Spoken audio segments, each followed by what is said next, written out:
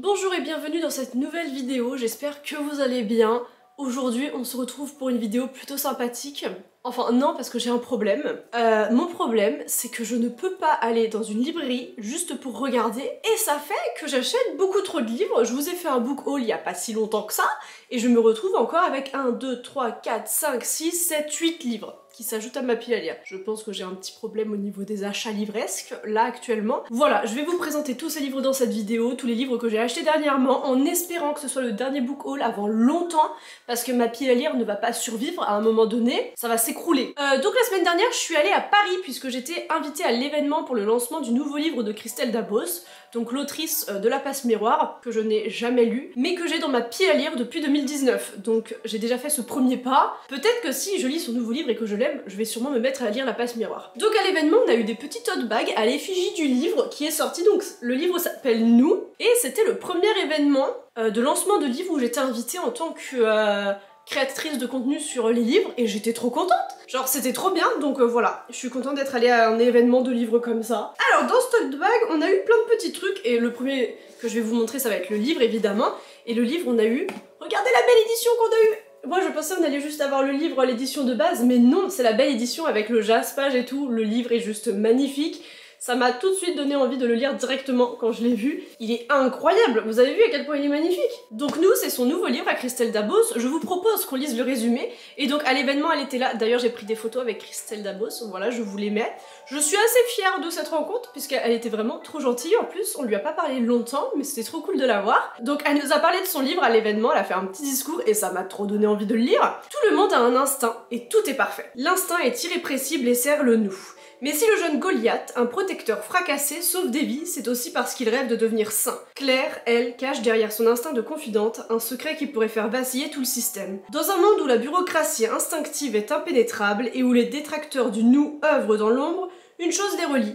Leurs certitudes vont bientôt voler en éclats. Et donc ce livre, déjà il est magnifique, et en plus c'est une dystopie, donc vous savez mon amour pour les dystopies, donc je suis trop contente, et j'ai très hâte de le lire. Du coup je pense que ça va être une de mes prochaines lectures. Et c'est pas tout, parce que du coup le livre, je suis trop contente, il est dédicacé par l'autrice. Voilà, je suis juste refaite, et c'est marqué « À toi, merci d'être mon nous ». Donc voilà, je vais lire ce livre, et j'espère qu'après la lecture de ce livre, je vais enfin me mettre à lire La Passe Miroir. J'ai trop hâte de lire, et juste vive les dystopies. Moi qui aime trop les dystopies, je suis contente que mon premier événement littéraire, ça a été d'être invitée au lancement d'un livre dystopique. Dans le tote bag, on a d'autres petits trucs. On a donc un carnet à l'effigie du livre, comme ceci. Ensuite, on a eu ce petit dépliant pour nous parler du livre et de l'autrice. Voilà. Et pour finir, on a eu un petit pins, du coup, avec le nous du livre, donc le titre, comme ça, le petit pins, et les mimes. Tout le monde a un instinct et tout est parfait. Donc voilà, pour le livre de Christelle Dabos. Et donc quand je suis allée à Paris, je me suis dit, Maëva, tu auras sûrement le livre à l'événement, n'achète rien. Vous vous doutez, vous me connaissez, je n'ai pas rien acheté, hein. Donc déjà, le premier jour où j'étais à Paris, puisque je suis restée 3 jours, je suis allée à Shakespeare et Compagnie, ma librairie préférée en France, qui vend des livres en anglais. Oui, je comprends l'ironie du truc. Je suis allée à Shakespeare et Compagnie déjà pour lire un petit peu, puisqu'en haut de la librairie, eh bien, ils ont un endroit où on peut bouquiner. Donc je me suis posée là-haut pour lire un petit peu au chaud, parce que j'étais en train de lire du coup ce livre que j'ai terminé sur mon retour de Paris, Le Cercle des Poètes Disparus. Mais du coup je suis allée en haut pour lire, et après quand je suis redescendue après avoir lu, eh ben je me suis un peu trop attardée dans la librairie. Voilà, j'aurais dû filer et ne pas m'arrêter, mais je suis faible. Écoutez, j'ai acheté 2 livres. C'est déjà pas énorme, je suis fière de moi parce qu'il y avait beaucoup d'autres livres qui m'intéressaient, donc j'en ai acheté que 2. Donc les livres sont dans cette poche Shakespeare et Compagnie, donc j'ai acheté, je vais vous montrer d'abord lui. Ce livre, je vous en ai déjà parlé, c'est un livre que je veux lire depuis très longtemps. C'est The Miseducation of Cameron Post de Emily M. Danforth. Ce livre, j'ai vu le film qui a été adapté de ce livre donc il y a des années quand j'étais ado, et j'ai toujours eu envie ensuite de lire ce livre puisqu'il me semble déjà il y a plein de différences entre le film et le livre. Ce livre, c'est une fiction young adulte qui raconte l'histoire de Cameron Post, et donc Cameron Post, son histoire c'est que... Attendez, je vais vous lire juste la première partie du résumé derrière. La nuit où les parents de Cameron Post sont morts, la première émotion qu'elle a ressentie c'était le soulagement. Le soulagement qu'ils ne sauront jamais que quelques heures plus tôt, elle était en train d'embrasser une fille. Donc ce livre, dans la première partie, c'est surtout concentré sur cette romance entre Cameron Post et du coup sa petite amie, la mort de ses parents aussi, mais ça parle aussi, après la mort de ses parents, quand elle va chez sa tante qui elle est ultra conservatrice, et qui quand celle-ci va apprendre qu'elle embrasse des filles et qu'elle est lesbienne, va l'envoyer dans une thérapie de conversion pour la soigner et faire en sorte qu'elle soit hétéro au final. Bref, voilà, donc ce film m'avait beaucoup marqué pendant mon adolescence et j'aime beaucoup me renseigner sur tous ces sujets-là, donc les thérapies de conversion. J'aime énormément aussi me renseigner sur l'histoire de la communauté LGBTQ+. Donc ce livre peut être très important à lire, mine de rien, puisque ça permet de voir le fonctionnement des thérapies de conversion aussi. Donc voilà, ce livre j'ai envie de le lire depuis très longtemps et j'ai trop hâte de me mettre à le lire, donc là je pense que je finis le livre que j'ai commencé avant-hier et je le lis ensuite et après je lirai Nous. Je m'organise dans ma tête en fonction des livres que je veux lire en premier. Donc voilà, ce livre vraiment je veux le lire depuis des années, je suis contente d'enfin l'avoir trouvé à Shakespeare et compagnie. Et Shakespeare et compagnie, à chaque fois ils nous mettent un petit marque-page, regardez comme il est beau. Et on a Sylvia Plath juste ici, une de mes poétesses préférées. Ensuite, à Shakespeare et compagnie, j'ai acheté un livre pour enfants. Ce que j'aime bien avec les livres pour enfants, c'est que moi j'ai l'excuse que ma mère est famille d'accueil et donc elle a 3 enfants chez elle actuellement et donc j'ai toujours cette excuse de dire quand j'achète des livres pour enfants que ça sera pour les lire à eux. Là du coup pour ce livre j'utilise un peu cette excuse parce que oui je vais leur lire en histoire du soir quand j'irai là-bas mais honnêtement j'ai très envie de le lire pour moi aussi tu vois. C'est Winnie l'ourson. Je sais pas si vous me suiviez, mais si vous me suiviez avant que je passe le bac, enfin du coup je doute qu'il y ait encore des personnes qui soient là aujourd'hui puisque c'était à l'époque où je faisais des vidéos Harry Potter. Mais voilà, si vous me suiviez sur Instagram en 2018, eh bien vous saviez qu'à l'époque j'étais... j'allais pas très bien dans ma vie et je passais ma vie à regarder Winnie l'ourson, genre le film Disney, voilà, le premier Winnie l'ourson. Voilà, donc j'ai toujours eu un attachement spécial avec Winnie l'ourson, j'avais une peluche bourriquée quand j'étais petite et vraiment j'aime beaucoup Winnie l'ourson et je n'ai jamais lu l'histoire de Winnie l'ourson. Quand j'ai vu Winnie l'ourson à Shakespeare et compagnie, je me suis dit mais vas-y Maëva tu le prends tout de suite, en plus il est en français, donc trop bien, je vais pouvoir le lire aux enfants que ma mère garde. J'ai juste trop hâte de le lire. Après c'est un gros livre, donc c'est pas un livre que tu lis en une seule soirée pour l'histoire du soir pour des enfants, mais je pense que ça va être bien, à chaque fois que j'irai là-bas on lira un petit chapitre par exemple, et ce sera trop bien, j'espère que ce livre leur plaira, et moi qui connais déjà l'histoire, je suis à peu près sûre qu'il va me plaire, et en ce moment j'aime bien lire des livres pour enfants, mine de rien ça me remonte vachement le moral, et c'est tellement des histoires douces avec des morales apaisées que en ce moment j'aime beaucoup me plonger dans des livres comme ça parce que au final les livres pour enfants, qui a dit que c'était que pour les enfants? Peut-être le truc que ça s'appelle des livres pour enfants Maëva. Mais bref on s'en fiche, j'ai acheté Winnie l'ourson que j'ai trop hâte de lire. Quand je l'ai vu vraiment j'ai trop craqué. Oh cette illustration elle est trop belle, regardez. Oh mais j'ai trop hâte de le lire, donc là je vais chez ma maman à midi après avoir tourné cette vidéo, donc j'emmènerai ce livre pour commencer à le lire avec les enfants. Donc voilà, j'espère que ce livre leur plaira. Et voilà pour Winnie l'ourson que j'ai acheté. Ensuite, je suis allée dans une autre librairie après être allée au cimetière du Père-Lachaise, puisque une amie m'a parlé du livre qui a été écrit par le conservateur du Père-Lachaise, et donc quand on y était dans le cimetière à visiter, puisque le Père-Lachaise c'est un lieu tellement unique, original, et avec toutes ces tombes qui sont vieilles du coup de 200 ans, eh bien tu peux facilement t'y perdre, et donc avec mon amie on se baladait dedans, et puis elle a commencé à me parler de ce livre qu'elle a lu il y a pas longtemps. C'est le livre de Benoît Gaillot, La vie secrète d'un cimetière, et donc ce livre a été écrit par le conservateur du cimetière du Père-Lachaise, et il raconte plein d'anecdotes sur ce cimetière très connu, qui est un des cimetières les plus connus au monde, et dans ce livre il nous raconte aussi son parcours pour devenir conservateur de ce cimetière, donc c'est très intéressant. J'ai commencé à le lire dans le train en revenant de Paris, tellement mon ami m'en a parlé d'une façon qui m'a donné tellement envie de le lire, mais maintenant tout de suite, donc j'ai déjà commencé à le lire juste après l'avoir acheté, et ouais j'ai continué à le lire hier soir après le travail, mais c'est un livre... Oh j'aime beaucoup trop, je sais que ça va être une lecture 5 étoiles, il est trop bien. Et aussi l'auteur a un compte Instagram auquel je vous conseille vivement de vous abonner, puisque ça s'appelle La vie secrète du cimetière, il me semble... Non, La vie au cimetière. Et sur ce compte Instagram, il poste plein de photos d'animaux qui vivent au cimetière, puisque on ne s'en douterait pas forcément, mais au cimetière du Père-Lachaise, il y a une famille de renards, il y a beaucoup de chats. J'ai vu un chat d'ailleurs, je vous mets une photo juste ici du petit chat que j'ai vu au cimetière. Enfin on en a vu 2, mais j'ai réussi à prendre que lui en photo. Et d'ailleurs, il se laissait caresser super facilement, et c'était un gros amour ce petit chat, c'était trop bien.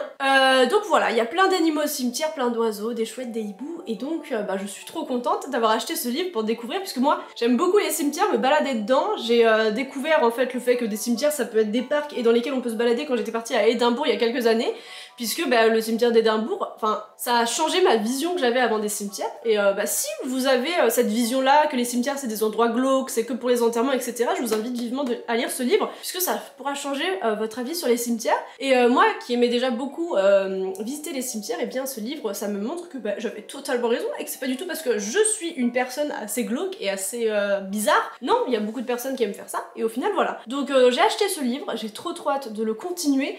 Vraiment il a l'air trop bien, j'ai déjà souligné plein de petites phrases qui sont trop bien dites, trop bien écrites, trop poétiques et qui me donnent envie de retourner au Père-Lachaise. Donc voilà, et ce livre, je pensais qu'il parlerait beaucoup plus de la mort, mais non, en fait il parle beaucoup plus de la vie qu'autre chose. Et je trouve ce livre incroyable pour le moment, je suis à la page 100 et j'ai trop hâte de continuer ma lecture et je suis trop contente que mon ami me l'ait conseillé et de l'avoir acheté dans la librairie après. Et donc dans la librairie où j'ai acheté ce livre-là, j'ai acheté un autre livre. J'ai acheté aussi ce livre dans cette librairie-là, donc il est emballé parce que c'est pour l'offrir au bébé que ma maman garde, du coup, vu qu'elle est famille d'accueil, au bébé, enfin elle a 2 ans et demi maintenant, mais c'est toujours un petit bébé dans ma tête. Mais non, c'est pas un bébé Baïra, c'est une petite fille maintenant.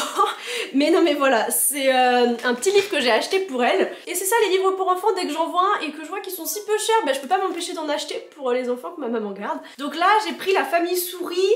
Ça doit être... c'est le livre sur la famille souris de La Famille Souris, mais j'ai découvert ça l'autre jour, c'est trop bien ces petits livres. Donc là c'est La Famille Souris, il me semble c'est Bonne Nuit la Famille Souris, ou genre Le Coucher de la Famille Souris. Et je trouve que c'est une bonne petite lecture pour les enfants avant d'aller se coucher. Parce que mine de rien, le coucher, c'est pas forcément la partie la plus facile de la journée. Surtout pour les enfants petits comme ça. Donc voilà, ça sera son histoire du soir ce soir, là, que je vais chez ma maman.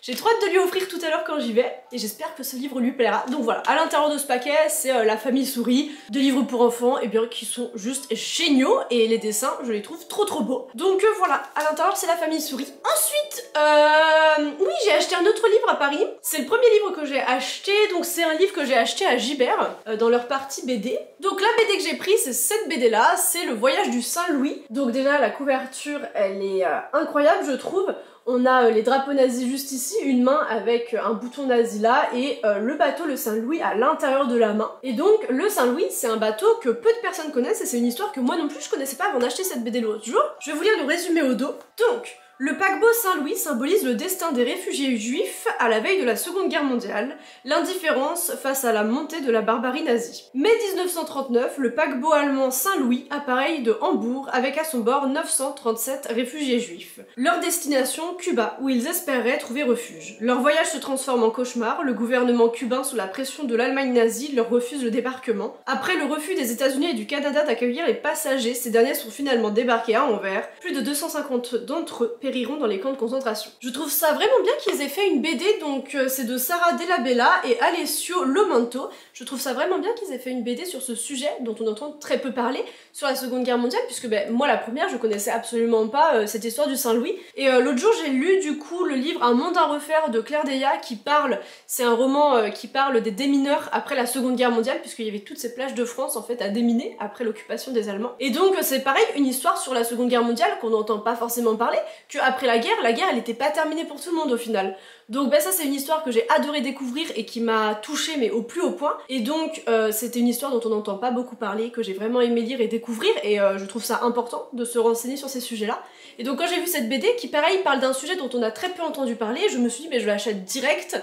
Et ouais c'est une histoire je pense qui va être importante à découvrir, et les dessins à l'intérieur aussi sont très originaux. J'aime beaucoup, déjà la couverture est exceptionnelle, mais les dessins à l'intérieur je trouve que c'est un style très beau. C'est une BD que j'ai vue et que j'ai pris directement puisque j'essaie en ce moment vraiment de me renseigner plus sur la Seconde Guerre mondiale, qui est une période qui m'intéresse beaucoup. Donc voilà, Le Voyage du Saint-Louis, un épisode oublié de la Shoah, un livre que je lirai dans pas longtemps, et c'est une BD donc je la lirai en 1 heure même pas, et ça va être une lecture dont je vous parlerai dans une prochaine vidéo forcément. D'ailleurs je compte faire une vidéo sur les livres à lire qui parlent de la Seconde Guerre mondiale, donc si vous avez des recommandations pour moi, eh bien n'hésitez pas à m'en parler. Donc voilà, pour Le Voyage du Saint-Louis, et on passe maintenant au livre, ouais je vais vous parler de ce livre. Depuis que je suis sur Booktube, il y a une maison d'édition qui m'envoie leurs BD régulièrement et je suis trop contente puisqu'ils sont là vraiment depuis le début que je suis sur Booktube. C'est tout simplement Glénat BD. Et donc de temps en temps ils me demandent si je veux recevoir leur BD, et donc là je me suis proposée pour recevoir celle-ci, donc c'est Grand Petit Homme de Zanzime. Donc Grand Petit Homme raconte l'histoire de Stanislas Rétif, complexé par sa taille, aimerait devenir plus grand. Mais une malédiction le transforme en un petit bonhomme de quelques centimètres à peine la taille d'un index. Commence alors pour lui une épopée miniature, où ce sont ses actes qui feront de lui un grand homme. Donc voilà, quand j'ai lu le résumé dans le mail qu'ils m'ont envoyé de ce livre, je me suis dit mais oui, mais trop bien, je veux trop le lire. Pour l'instant, j'ai feuilleté un petit peu la BD et je trouve que les dessins sont très jolis. J'ai très hâte de la lire. Donc voilà, j'ai reçu la BD Grand Petit Homme. Je l'ai vue du coup à Paris dans plein de librairies où je suis allée. Et ça m'a donné très hâte de commencer à la lire. Donc pareil, ça, je la lirai dans pas longtemps du tout. Puisque bah, une BD, ça se lit assez rapidement, même si elle est assez épaisse. Et donc voilà, pour Grand Petit Homme, que j'ai très hâte de commencer à lire. Ensuite, l'autre jour, j'ai eu le malheur d'aller à Cultura après le travail en me disant « Non, mais j'accompagnais un ami qui voulait s'acheter un livre. » Donc ben voilà, je suis là pour donner mes conseils de pro de livres. Absolument pas, non. Je venais pour voir quel livre il voulait acheter. Au final, il a acheté un livre sur Réponse. Donc vous savez, les livres Disney qui parlent... là, c'est un livre qui parle du coup de la méchante de Réponse, qui a l'air pas mal en vrai. Et donc, voilà, je l'ai accompagné en me disant « Moi, je n'achète rien. Je suis là pour accompagner. » Tu vois, j'ai fini ma journée de travail, je me disais mais j'ai écouté Martin Solveig toute la journée, j'ai besoin de me reposer et d'aller dans une ambiance de librairie à Cultura. J'ai écouté Martin Solveig parce que je travaille à Danse avec les robots au Futuroscope. Voilà, c'est pas pour d'autres raisons cheloues. Non, voilà, donc vraiment je n'y allais pas pour acheter des livres. Voilà, je suis repartie avec 2 livres. Je pense qu'il faut que j'arrête d'avoir espoir en moi et en ma capacité de ne rien acheter quand je vais dans un endroit où il y a des livres au final. Alors déjà, j'ai acheté un livre qui... c'est un gros pavé, même pour lire, je sais même pas si je vais réussir à le porter, ça risque de me faire mal au dos. J'ai acheté L'Appel de la forêt, mais en format, le gros format... ma blague est pas drôle. J'ai acheté le mini-livre L'Appel de la forêt. Regardez comme il est tout mimi et tout minuscule. Donc ça, c'est un livre et il y a vraiment L'Appel de la forêt de Jack London à l'intérieur. Ma tête, le livre. Je répète, ma tête, le livre à côté. Ma tête... Non mais attends, mais comment ça? Et c'est surtout... il y a toute l'histoire de L'Appel de la forêt à l'intérieur. Comment ça? Puis il y a d'autres livres aussi à l'intérieur, enfin genre c'est pas que L'Appel de la forêt. L'Appel de la forêt, autre conte, comme si là-dedans ils se sont dit vas-y, il reste de la place, on va mettre les autres contes de Jack London. Comment ça, dans ce mini truc, il y a un livre entier plus d'autres livres? À quel moment? Il est trop mignon. Et donc ce livre, il est pas vendu en librairie normale, tu vois, il est vendu au truc de presse où il y a... tous les journaux, les magazines et tout, et c'est un abonnement que tu peux faire, il m'a coûté 6,90 €. J'ai dit à ma maman, tu te rends compte, j'ai L'Appel de la forêt pour 6 €. Elle m'a dit, bah, vu la taille du livre, heureusement Maëva. Donc voilà pour L'Appel de la forêt, que je vais poser délicatement à côté. Ensuite, j'ai acheté un autre livre que je veux lire depuis très longtemps, et qui est très court, donc je me suis dit, vas-y Maëva, là t'achètes un livre, ça rajoute un livre à ta pile à lire, mais il est tout petit, donc tu le liras en une soirée. Et comme ça, tu prends pas trop de temps à le lire. Moi c'est ça en fait, quand j'achète des BD ou des livres très courts, je me dis, non, ça compte pas comme livre que j'ajoute à ma pile à lire. Non, ils sont trop petits pour compter. J'ai acheté un livre d'une illustratrice que j'aime beaucoup, que je suis sur Instagram, c'est Digli qui avait fait ce livre, Je serai le feu. Donc c'est un recueil de poèmes avec plein de poèmes de poétesses plus ou moins connues les unes que les autres. Donc il y a des poèmes d'Emily Dickinson, de Sylvia Plath, mes poétesses préférées, mais plein d'autres poétesses que j'ai découvertes grâce à son livre. Déjà, il est beaucoup trop beau. Et voilà, ce recueil de poèmes était juste incroyable, je m'en souviendrai toute ma vie, il était trop bien. Donc j'adore Digli, j'adore son compte Instagram, j'adore ses illustrations. Et quand j'ai vu l'autre jour à Cultura qu'il y avait son nouveau livre qui était dans les rayons, je me suis dit, Maëva, prends-le parce que de toute façon, va falloir que tu le lises un jour. J'ai acheté Laura, Lizzie et les hommes gobelins, donc de Digli qui a fait les illustrations. Et donc c'est des poèmes, enfin c'est un poème qui a été écrit de base par Christina Rossetti. On a d'ailleurs une petite... oh, c'est joli. On a d'ailleurs du coup une petite biographie de Christina Rossetti. Elle a écrit un poème et Clémentine Beauvais et Digli le retranscrit dans son petit livre. Donc le poème c'est Laura, Lizzie et les hommes gobelins. Et donc pour vous faire le résumé qui est écrit là, enfin c'est pas trop un résumé, mais voilà. Il était une fois 2 sœurs. L'une voulait goûter le fruit défendu, l'autre en avait peur. Dans la vallée au loin, les hommes gobelins. Ah, ça m'a trop donné envie de le lire quand j'ai lu ça l'autre jour à Cultura. J'ai dit oh, bon bah je savais que j'allais l'acheter mais là faut que je l'achète. Ah mais l'intérieur est juste magnifique. Et vous avez vu la couverture, elle est dans une matière un petit peu bah, pas une matière de livre, je sais pas si ça se voit à la caméra. J'ai l'impression que mes infos sur ce livre sont quand même vachement incomplètes et vu que je suis une booktubeuse de qualité, je vais aller chercher si c'est vraiment ça. Alors, Clémentine Beauvais et Digli font souffler un vent de fraîcheur sur Gobelin Market, le plus célèbre des poèmes de la grande poétesse britannique Christina Rossetti. La traduction libre de Clémentine Beauvais et les sublimes illustrations d'un d'inspiration, je pense, Goodreads, t'avais fait une faute d'orthographe. Victorienne de Digby donne une nouvelle vie et un sens nouveau à ce grand classique de la poésie du 19e siècle et remettent le désir, la sexualité et la sororité au cœur de ce texte. Ah, les illustrations de Digby, ça a l'air incroyable. Bref, voilà pour Laura, Lizzie et les Hommes Gobelins, le dernier livre que j'ai acheté, et au final, c'est bien assez, je trouve, tous ces livres. Je vais le poser là.